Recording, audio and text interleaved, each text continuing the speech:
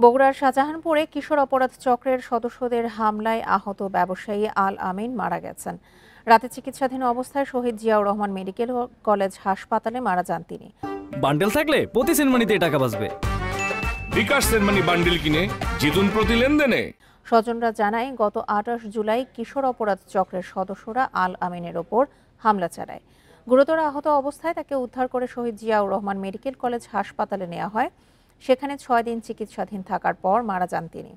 চাঁদা না দেয়ায় এবং মামলা প্রত্যাহার নিয়ে বিরোধের জেরে তাকে পিটিয়ে হত্যা করা হয়েছে বলে অভিযোগ করেন তারা।